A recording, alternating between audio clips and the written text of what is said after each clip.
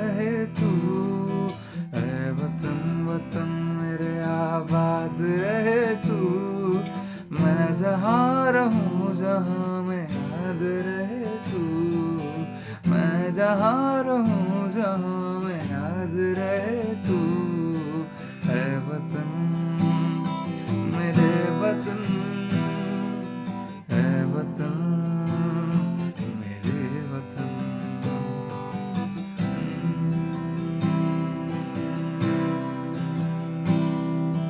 तुझ पे कोई गम की आँच आने नहीं दूँ, तुझ पे कोई गम की आँच आने नहीं दूँ, कुर्बान है मेरी जा तुझ पे शाद रहे तू, कुर्बान है मेरी जा तुझ पे शाद रहे तू, ऐ वतन वतन मेरे आबाद रहे तू, ऐ वतन वतन मेरे आबाद रहे तू, मैं जहाँ रहूँ जहाँ में याद रहे तू, मैं जहाँ रहूँ जहाँ में याद रहे तू, ऐ वतन मेरे वतन, ऐ वतन मेरे वतन। Hey guys, happy Independence Day from MBSH to you all and sorry मेरा थोड़ा गला खराब है तो मैं प्रॉपर गा नहीं पाया, but hope you like the performance and या एक स्पेशल ओकेजन था तो जो बहुत लोग को पता है या बहुत लोग को नहीं पता होगा कि मैं थोड़ा सा गाता हूँ अभी थोड़ा गला ख़राब है, बट मैं सोचा 15 अगस्त है तो ये तो इतना तो बनता ही है। सो आपको परफॉर्मेंस अच्छी लगी हो तो कमेंट और लाइक से बता देना कि इस परफॉर्मेंस अच्छी है। और अभी आगे बढ़ते हैं अपने वीडियो की तरफ। Hey guys, welcome back to the channel. Momentum बहुत स्ट्रॉन्ग है। टाइटल थंबनेल से तो आपको पता चल ही गया होगा आज का वीडियो किस बारे में है। और आज की जो लर्निंग होने वाली, इतनी इन डेप्थ होने वाली, इतनी धमाकेदार होने वाली, ट्रस्ट में आपको मज़ा आएगा। और ज़्यादा आपसे बात नहीं करूँगा, अभी सीधा लर्निंग पे जाते हैं, राइट। तो welcome to the MBSH EMA strategy plus scanner. Yes, MBSH के पास आए हो तो आपको लर्निंग ना हो ऐसा हो ही नहीं सकता। तो ये स्ट्रैटेजी में आपको सेटअप, एंट्री, एग्जिट, स्कैनर, सब कुछ, ट्रेलिंग कैसे करना है सब कुछ बताएंगे, ठीक है। पसंद आया तो लाइक करके जाना, ठीक है। सबसे पहले आपको मैं बताता हूँ, ठीक है। सबसे पहले जो लर्निंग होगी वो आपकी स्टार्ट होगी कॉन्सेप्ट ऑफ MA से। बहुत लोग को पता होगा, बहुत लोग के लिए बेसिक होगा, बट सीख के जाओ आज MBSH के तरीके से। कॉन्सेप्ट ऑफ MA, जिसको बोलते हैं मूविंग एवरेजेस, क्योंकि उसके ऊपर ही स्ट्रेटेजी है। तो मूविंग एवरेजेस क्या होते हैं, कैसे काम करते हैं, वो भी आपका जानना बहुत ज़रूरी है, ठीक है। जब एक प्राइस समझो 10 दिन से साइड में है, तो अगर हम 10 EMA लगाएंगे, 10 EMA, तो EMA कैसे बनता है या मूविंग एवरेज कैसे बनता है, जो 10 डे का जो स्टॉक का जो एवरेज होगा, जैसे स्टॉक 100 पे ही है 10 दिन से, तो उसका मूविंग एवरेज भी क्या रिजल्ट देगा, मूविंग एवरेज भी उसका 100 पे ही रहेगा, ठीक है। मूविंग एवरेज का कलर मैं यहाँ पे दूसरा कलर ले रहा हूँ, गोल्डन टाइप, ओके। जब अगर स्टॉक 50 दिन पे यहीं पे हो तो 50 में भी यही आंसर देगा, ठीक है। अगर स्टॉक अभी समझो हम 50 EMA लगाया है और स्टॉक 40 दिन साइड में है और लास्ट का 10 दिन स्टॉक भागा, तो EMA क्या करेगा, EMA तो 50 दिन का एवरेज लेता है, मतलब उसके पास लास्ट के 10 दिन का डेटा वो तो लेटेस्ट है, तो वो क्या करेगा, वो स्टॉक के पास नहीं पहुंच पाएगा क्योंकि उसके पास 40 दिन का भी डेटा है। 40 दिन अगर 100 पे था स्टॉक और 40 to 50 डे में वो 120 पे पहुंच गया, मतलब 20% रिटर्न, ठीक है। बट EMA का एवरेज क्या होगा, 100 40 बार, और फिर लास्ट का जो है वो अलग अलग प्राइजेस। तो EMA जो 50 EMA है स्पेशली, क्योंकि वो स्लो हो गया, राइट, 10 होता तो अलग बात है। तो वो क्या करेगा, वो धीरे धीरे यहाँ पे उसमें गैप आना स्टार्ट हो जाएगा, क्योंकि अभी तक वो पहुंचा नहीं है, वो अभी तक पूरा डेटा ले नहीं पाया है। और अगर यहाँ से स्टॉक 120 से लेके 100 समझ लो 30 40 50 पहुंच जाए, ठीक है, ध्यान से सुनना, तो आप समझो अभी तक तो EMA बेचारा अभी तक समझ लो ये अगले और 10-20 दिन में हुआ कि 120 से 150 पे पहुंच गया। तो ईएमआई तो अभी तक बेचारा उसका प्रीवियस डेटा बाकी है, अभी 30 दिन में ये यहाँ पे पहुंच गया, मतलब लास्ट का 20 दिन का भी डेटा लेगा, राइट। तो 20 दिन का डेटा तो एवरेज तो जाता वो था 100, और बाद में 100-120 जो भी हो, तो ईएमआई पूरा पहुंच ही नहीं पाएगा। आप देखोगे, क्या देखोगे, आप देखोगे कि ईएमआई और प्राइस के बीच में एक बना है गैप, ठीक है। ईएमआई और प्राइस के बीच में बना है एक गैप। ये 50 मैंने एग्जांपल लिया, या आप कोई भी ईएमआई लीजिए, आप 10 लीजिए, समझो 10 दिन का 10 डे का ईएमआई लगा है, 10 डे साइड में है, लास्ट 11th और 12th डे भाग गया, तो ईएमआई प्राइस एडजस्ट करने में टाइम लेगा, राइट। 13-14 डे एग्जाम्पल कोई भी हो। तो जब प्राइस जाता है स्पीड से ऊपर, जब प्राइस स्पीड से ऊपर जाता है, ईएमआई उतना स्पीड से ऊपर नहीं जाएगा। ईएमआई वो अपना टाइम लेगा क्योंकि मूविंग एवरेज है, तो उस टाइम पे प्राइस और ईएमआई पे एक गैप बनेगा। तो ये है अपना ईएमआई। अब अच्छे से देखना, अच्छे से सुनना, क्योंकि मेरे प्रेजेंटेशन वो आपको अच्छी लग रही हो एक्सप्लेनेशन की। तो प्राइस और ईएमआई के बीच में एक बनता है गैप, ठीक है। होप आपको ये समझ आ रहा है। अभी ये गैप कब फेल होता है, देखिए याद रखिए, इसका नाम है मूविंग एवरेज। मूविंग एवरेज मतलब इसको आप बोल सकते हैं एवरेज है, ऑब्वियसली मीन प्राइस या एवरेज प्राइस है। तो प्राइस को इसके पास आना ही होगा, प्राइस को मूविंग एवरेज के पास कहीं ना कहीं कभी ना कभी आना ही होगा। तो वो कैसे आएगा, मीन प्राइस के पास कैसे आएगा? मीन प्राइस पे आने के दो तरीके हैं। नंबर 1 याद रखना, price correction. Number 2 time correction.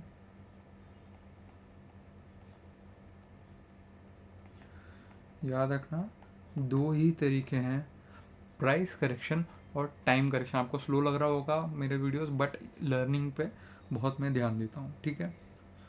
तो ये प्राइस अगर समझो 100 से 200 पहुँच गया, और ये यहाँ पे अगले 10-15 दिन में कहीं मूव ना करे और धीरे धीरे धीरे 180-170 इस पे आए, तो मूविंग एवरेज का जो प्राइस है वो ट्राई करेगा यहाँ पे क्लोज आने, मतलब पूरा तो नहीं आ पाएगा अनलेस वो 50-60 दिन वापस साइड में चले जाए, या 100 दिन अगर 50 EM है, ठीक है। तो ये हो गया प्राइस करेक्शन।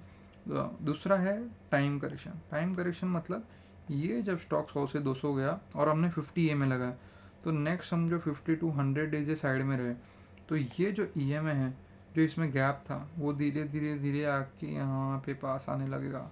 आप कोई भी चार्ट खोल के देखना, आपको ये दिखेगा। ये मैं एग्जांपल ले रहा हूँ 50 EMI, क्योंकि थोड़ा सा बड़ा है। 100 EMI पे भी देखोगे तो दिखेगा, 200 पे भी देखोगे ज़्यादा बड़ा हो जाएगा, बट एक 50 EMI मिड टर्म EMI बोलते हैं, तो ये जाके बोलता है, ठीक है। तो ये एक्सप्लेनेशन सिर्फ 50 इसलिए था, आपको कॉन्सेप्ट ऑफ EMI समझाना था कि जब प्राइस और EMI में गैप होता है तो वहाँ पे एक एक्शन होने का प्रोबेबिलिटी है, प्राइस करेक्शन या टाइम करेक्शन। ये चीज़ याद रखना, आगे की स्ट्रैटेजी में काम आएगा, ठीक है। अभी हम देखते हैं, ये आपका कॉन्सेप्ट ऑफ MA आपको समझ गया। अभी हम स्ट्रैटेजी की तरफ बढ़ते हैं कि हमारी स्ट्रैटेजी के रूल्स क्या हैं और स्ट्रैटेजी का सेटअप क्या होना चाहिए, ठीक है। अभी हम शॉर्ट टर्म के लिए क्योंकि ट्रेडिंग कर रहे हैं, momentum trading and swing trading, तो अभी हम यूज़ करेंगे 9 and 21 EMA। ये आप डायरी में अपने लिख लीजिए। अभी हम यूज़ कर रहे हैं 9 EMA and 21 EMA।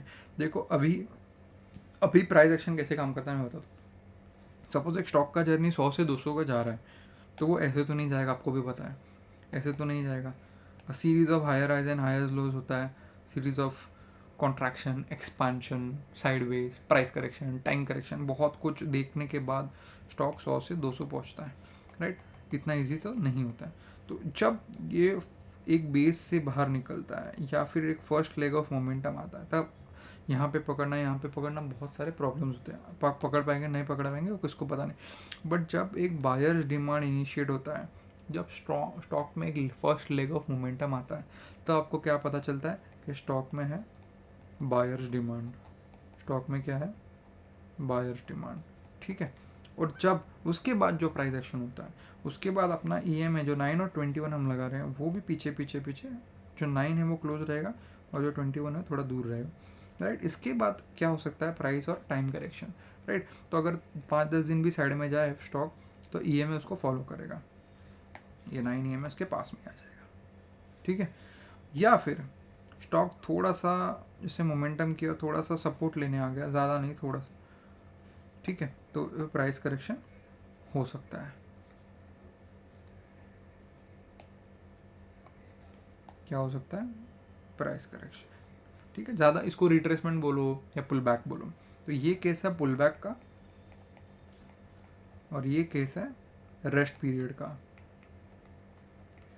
ठीक है। इसके बाद क्या हो सकता है रेस्ट होने के बाद ये ब्रेकआउट ले ले और पुल बैक के बाद भी सपोर्ट लेके चले जाए, कुछ भी हो सकता है, ठीक है। तो ये कॉन्सेप्ट को समझ कि दो चांसेस है ऑब्वियसली कि रेस्ट करके वापस कंटिन्यूएशन बोलते हैं, इसको बोलते हैं एक्सपांशन कॉन्ट्रैक्शन, कंटिन्यूएशन पैटर्न बोलते हैं। थोड़ा सा आप ध्यान से देखोगे तो ये फ्लैग एंड पोल भी है, अपना पोल भी है, इसमें VCP भी बने, तो बहुत कुछ है अंदर अंदर अंदर। और ये रिटेस्ट ट्रेडर के लिए जिसको रिटेस्ट पसंद है, सपोर्ट पे लेना पसंद है, एक्सेट्रा एक्सेट्रा, ठीक है। तो अभी इसमें मैं आपको रूल्स देता हूँ कि फर्स्ट होना चाहिए momentum in stock,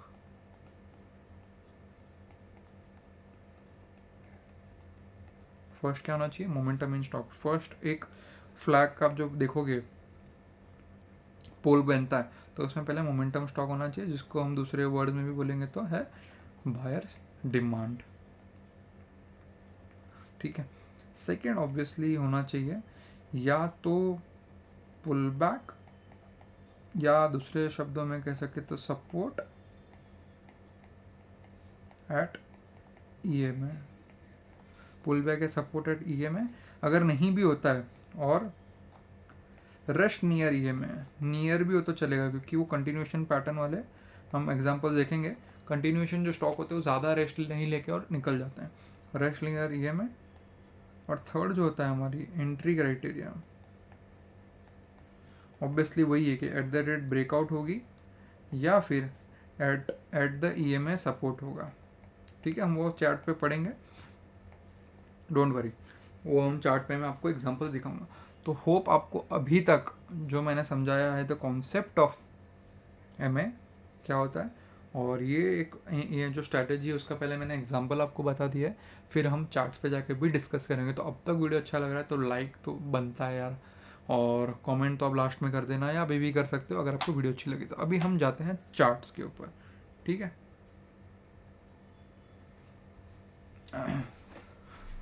okay, let me discuss on the chart.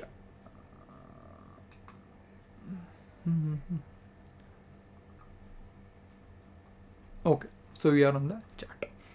और and obviously for disclaimer purpose हम जो भी स्टॉक यहाँ पर डिस्कस करेंगे वो बाय और सेल रिकमेंडेशन नहीं है। एंड फॉर सेफ्टी पर्पस जो 3 मंथ्स का सेबी का रूल है तो मैंने उसको 3 या 4 मंथ्स का मैंने रिप्ले पे रख दिया है, ताकि हम लेटेस्ट चार्ट्स हम देख ही नहीं पाएंगे। जो भी हम देख रहे हैं ओल्ड चार्ट देख रहे हैं, आप देख सकते हो अप्रैल मार्च के, मतलब 3-4 महीने पहले के, ठीक है। Okay, let's discuss. ये एक स्टॉक है TFCIL लिमिटेड, ठीक है। तो हमारा फर्स्ट रूल क्या था, अगर आप देखें तो फर्स्ट रूल हमारा था कि एक स्टॉक में हमको चाहिए एक बायर्स डिमांड। तो आप देखो मैं क्यों आप बोल रहा था कि फर्स्ट लेग आपको छोड़ना पड़ेगा, आप नहीं पकड़ पाओगे, क्योंकि ये अगर समझो ब्रेकआउट है और ये आप यहाँ पे पकड़ पाया नहीं पकड़ पाए वो सबकी बस की बात नहीं है, राइट। और मैंने अभी यहाँ पे प्लॉट किया है 9 और 21 EMA। अगर आपको नहीं पता कैसे प्लॉट करते हैं तो आप उस इंडिकेटर में आके आप मल्टीपल EMA लिख सकते हैं।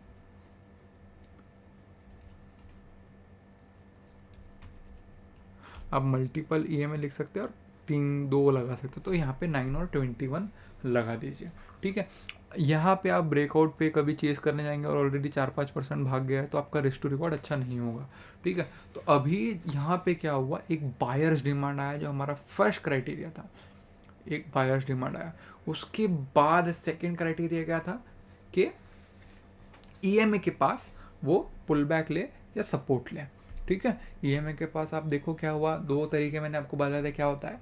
प्राइस करेक्शन है, टाइम करेक्शन। और यहाँ पे ब्यूटीफुली आप देखो स्टॉक 140 से टाइम प्राइस करेक्शन होकर 122 आया, और यहाँ पे दिसंबर से लेके जैन ऑलमोस्ट तक ये प्राइस का टाइम करेक्शन भी हुआ, तो यहाँ पे दोनों हुआ, ठीक है। और आप ये जो रेड है वो 21 EM है, तो अब रेड के पास देखो इसने कितने बार सपोर्ट लिया है अलग अलग तरीके से, ठीक है। यहाँ पे सपोर्ट लिया, अब इसका मतलब है कि यहाँ पे एंट्री ले ले, नहीं, ठीक है। एंट्री का भी क्राइटेरिया एक है कि ऑब्वियसली उसको एक स्ट्रेंथ दिखाने दो, उसको एक सपोर्ट दिखाने दो। उसने यहाँ पे एक बार दिखाया है, ठीक है, डिसेंट ओके ओके वॉल्यूम के साथ, और फिर दिखाया है यहाँ पे, ठीक है। अगर आप समझो यहाँ पे ले भी लेते तो इसका डे लो से लेके थोड़ा सा नीचे आप एसएल रखते तो भी आपका एसएल यहाँ पे गया नहीं है, और यहाँ पे भी एक अच्छा कैंडल दिखाया है, तो आप इसके बेस के हाई पे भी बाय करते हो। जैसे ये भी एक बेस बना था, ये एक हाई है, ये एक एंट्री लेवल अच्छा लग रहा है। तो हाँ, अगर वो आपके ऊपर है कि आपको सपोर्ट ट्रेडर हो के ब्रेकआउट ट्रेडर, अभी जैसे मैं ब्रेकआउट ट्रेडर, तो मैं प्रेफर करूँगा यहाँ पे बाय करने के लिए, क्योंकि मुझे सेफ लगता है, क्योंकि मैं जब एंट्री करना जो स्टॉक में मोमेंटम है, तो मैं ये इसका डे लो एसएल रख सकता हूँ या आसपास, तो ज़्यादा मेरा स्टॉप लॉस भी नहीं रहेगा, 5 to 8% के बीच में। यहाँ पे 8% एसएल आ रहा है, इट्स ओके। बहुत आप एकदम उमदा ट्रेडर हो, आपको 1-2% का एसएल चाहिए तो भाई नहीं, मैं स्विंग में थोड़ा स्पेस देना चाहता हूँ 4 to 8% के बीच में, डिपेंड वो हिसाब से ही मेरा क्वांटिटी भी जाएगा ना ऑब्वियसली। पर अगर आप एक सपोर्ट ट्रेडर है, तो जो पुल बैक, मैंने बोला 2 टाइप की एंट्री होगी, ब्रेकआउट और पुल बैक, तो आप पुल बैक पे यहाँ पे एंट्री कर सकते हैं या फिर यहाँ पे एंट्री कर सकते हो। डे लो के नीचे एसएल रखोगे तो दोनों बार यहाँ पे एसएल आपके नहीं गए, बस थोड़ा सा प्राइस करेक्ट हुआ है, बट ज़्यादा कुछ आपका स्टॉप लॉस नहीं गया। तो देखो आप क्या ट्रेडर हो, ब्रेकआउट या पुल बैक, वो आप डिसाइड करो, ठीक है। आपका क्या बोलता है, आपका जो गट फीलिंग हो क्या बोलता है। उसके बाद आप देखो यहाँ पे 6% का कैंडल बना, और यहाँ पे 20% का कैंडल बना, एक सिंपल वॉल्यूम्स देखो, माँ कसम ये तो ज़बरदस्त वॉल्यूम्स यहाँ पे आए हुए हैं। मतलब आप देखो सब चीर फाड़ दिया है, सब वॉल्यूम्स ही नहीं आया बहुत टाइम तक। तो ये होता है momentum candle, MBSH candle, momentum बहुत स्ट्रॉन्ग है, तो ऐसे कैंडल पकड़ने में हमको मज़ा आता है। एनीवेज, मैं अगर ये ब्रेकआउट से भी पकड़ूँ, तो ब्रेकआउट से आप देखो 2 दिन में और अगले 1 2 3 4 मतलब 1 हफ्ते में इसने 50% रिटर्न्स दिया है। याद रखना, मैं ये नहीं बोल रहा हूँ कि ये 100% नहीं जा सकता, बट जब शॉर्ट टाइम में ज़्यादा स्प्रिंग बढ़ जाए, ज़्यादा एक्सपांशन हो जाए, तो मैं पर्टिकुलरली प्रेफर करता हूँ कि थोड़ी क्वांटिटी उसको हटा दूँ। और अगर ट्रेलिंग के लिए आपको चाहिए, तो ट्रेलिंग में ये वीडियो में नहीं बताऊँ, क्योंकि मैंने एक 9 EMA की वीडियो ऑलरेडी ट्रेलिंग के ऊपर पूरी प्रॉपर वीडियो बनाई हुई है, तो वो आप देखना, ठीक है। तो उसका अगर आपको एक स्ट्रैटेजी चाहिए कि सर प्रॉफिट बुकिंग के लिए कुछ बताओ ना, कि सेलिंग स्ट्रेंथ क्या होता है, ये सब कब हमको करना चाहिए, कितनी क्वांटिटी करनी चाहिए, तो उसके ऊपर भी मैं वीडियो लाऊंगा। अगर आप अभी तक ध्यान से सुन रहे हो तो कमेंट करना बॉस, मुझे उससे ही मोटिवेशन मिलेगा, ठीक है। क्योंकि मैं आपको ट्रेलिंग इसमें नहीं बताऊंगा, क्योंकि 9 EMA की आराम से एक वीडियो पड़ी है, वो आराम से आप देखिए, ज़्यादा पीछे नहीं अपने चैनल पे जाएंगे। तो आप देखिए 2 दिन में 50% रिटर्न, और ऑलमोस्ट 2 हफ्ते में आप देखो मैं ब्रेकआउट से ही पकड़ रहा हूँ, और आप सपोर्ट से पकड़ोगे तो 5-10% और पकड़ लो, 79% रिटर्न। सिंपल, मैं सिंपल नहीं बोलूँगा कि आप बहुत हमने बड़ा काम किया, बहुत सिंपली पकड़ लिया, बट क्योंकि यहाँ पे आप देखो प्राइस करेक्शन हुआ, टाइम करेक्शन हुआ, तो होल्डिंग पीरियड है। मैं ये भी नहीं बोल रहा आपको टॉप पकड़ना है, बट 79% का रिटर्न में, उसमें से हम आधा भी पकड़ते हैं 40 या 45, तो भी बहुत है, स्विंग ट्रेडिंग के लिए बहुत है। विद 10% एलोकेशन आप 40-50% पकड़ रहे हो, तो आप पोर्टफोलियो पे 4-5% बना रहे हो एक ट्रेड पे, एक महीने में। आपने 2-3 ट्रेड भी ऐसे महीने में पकड़ लिए बुल मार्केट में, तो आप 10-15-20% के ऊपर आप बनाओगे मंथली। वो हर मंथ नहीं होगा, बट जब बुल मार्केट आएगा तब तो होगा, राइट। 10% एलोकेशन का भी बहुत बड़ा इम्पैक्ट होगा पोर्टफोलियो पे, ठीक है। तो ट्रेलिंग आप का एक 9 EMA का अलग वीडियो, और उसके बाद भी देखो प्राइस करेक्शन के बाद गया है, बट ये मैं डिस्कस ज़्यादा नहीं करूँगा। मैं ये बताऊँगा कि आपको 50-60% रिटर्न मिला है अगले 1 हफ्ते में। FD आपको 8% देता है, ये मैं बुल मार्केट में ही बोल रहा हूँ, मैं अभी आपको सपने नहीं दिखाऊंगा कि अभी का मार्केट भी ऑब्वियसली बहुत टफ है, ये वो वाला मार्केट है जब आएगा, और आपको उसके लिए रेडी रहना है, ठीक है। आपको रेडी रहना है अगले बुल मार्केट के लिए, सिंपल बोल रहा हूँ। मैं कोई सपने नहीं दिखाऊंगा कि अभी भी ये सब वर्क करेगा, नहीं करेगा। साइड मार्केट में और डाउन साइड मार्केट में ये वर्क नहीं करेगा, और ये ट्रुथ है, ठीक है। और कोई सपना आपको दिखा है तो उसको लात मार दीजिए, और स्पेशली FNO वालों को, हाँ, जो ऐसे सपने दिखाते हैं। एनीवेज, ये आपको दिख गया बहुत अच्छे से रिट्रेसमेंट। और हम दूसरा एग्जांपल देखते हैं। हम 2-3 एग्जांपल देखेंगे और फिर आप भी खुद होमवर्क कीजिएगा। उफ, IRFC देखिए आप, सबसे पहला हमारा क्या डिमांड था, बायर्स डिमांड चाहिए हमको, रूल क्या था, सर सर सर सर ये तो ऑलरेडी 50-60% भाग गया सर सर सर, उसके बाद मैं क्या लूँगा सर, मैं तो इधर ही ले लूँगा, जब 20% भाग गया मैं तो इधर ले लूँगा, और आप ऐसे लेते हो टॉप पे। तो ये हो गया बायर्स डिमांड। उसके बाद हमको क्या चाहिए, रेस्ट एट द EMA या रिट्रेसमेंट। आप देखो सपोर्ट बायर हो तो आप यहाँ पे ले सकते हो, या फिर आप ब्रेकआउट बायर हो तो यह एक ब्रेकआउट जोन बन चुका है। ये क्या बन चुका है, एक ब्रेकआउट जोन बन चुका है हमारे लिए। मैं तो ब्रेकआउट ट्रेडर हूँ तो मैं प्रेफर करूँगा ब्रेकआउट पे। तो आप देखो कितना ब्यूटीफुली ये 9 EMA जो ब्लू लाइन है उसके ऊपर रेस्ट कर रहा है, आराम से सोया है। मतलब क्या दिखा रहा है, 21 के पास भी नहीं जा रहा है। इसका मतलब क्या है कि स्टॉक कितना स्ट्रॉन्ग है, स्टॉक कितना स्ट्रॉन्ग है, इसका मतलब ये क्लियर है।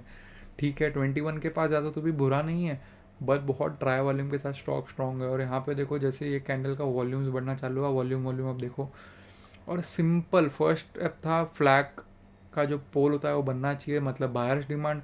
सेकंड रेस्ट एट EMA या सपोर्ट एट EMA या पुल बैक EMA है, तो ये हमारा सेकंड स्टेप होगा। थर्ड स्टेप बाय कहाँ करोगे, आप बाय कर सकते हो जो EMA पे रेस्ट करा है यहाँ पे मुश्किल है आप बाय करना, बट यहाँ पे एक दिख रहा है। पर एक आता है एक ब्रेकआउट, तो मैं ब्रेकआउट ट्रेडर, तो मैं ब्रेकआउट पे प्रेफर करूँगा क्योंकि मुझे सेफ लगता है। तो मैं अगर ब्रेकआउट पे भी देखो यहाँ पे गैप आ गया, यहाँ पे गैप आ गया ब्रेकआउट पे, या तो ऑलमोस्ट आप ये दिन पे बाय कर सकते हो या फिर ये दिन के स्टार्ट में बाय कर सकते हो।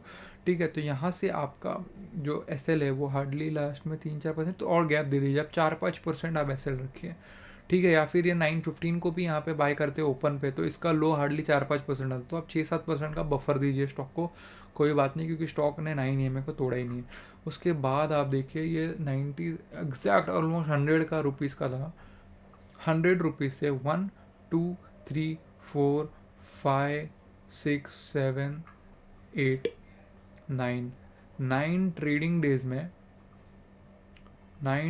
डेज में ये पहुंच गया भाई साहब 86%। तो आप आर मल्टीपल के हिसाब से बुक कीजिए, या फिर आप कैसे बुक करना है आप देखिए। ट्रेल करना है तो वो 9 EMA का जैसे मैंने वीडियो बताया वो देखिए। बट आप प्रेफर करो कि आपको 40-50% के फास्ट मिलता है ना, तो उसमें आप ट्राई करो कि मोस्ट ऑफ द क्वांटिटी निकाल लो और बाकी आप ट्रेल करते रहो। तो ये सेकंड एग्जांपल आप देखो कितना ब्यूटीफुली यहाँ पे ये पर आप बोलोगे सर ये तो जैसे 40-50 में भागा, इसका क्या भाई, सबको आप सब नहीं पकड़ सकते। आप पूरे स्टॉक का जो जर्नी है, मैं एग्री करता हूँ यहाँ से ये 74 से 100 का जो जर्नी है 20-30% का वो मिस हो गया है।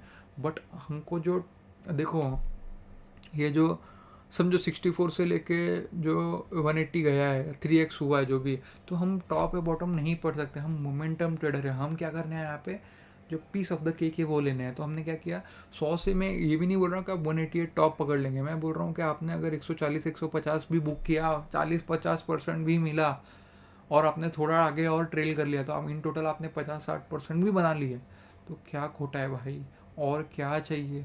ऐसे में आपको n नंबर ऑफ एग्जांपल दिखा सकता हूँ, आप कमी नहीं है। कोई भी आप मैचडॉक लीजिए, कोचिंग लीजिए, मैं आपको सिर्फ चार्ट्स दिखा रहा हूँ, आप देख लेना फिर उसमें हुआ है कि नहीं है। देख लीजिए, देख लीजिए, ये देख लीजिए क्या हुआ। First rule number 1, rule number 2 और थर्ड पार्ट देख लीजिए क्या हो गया।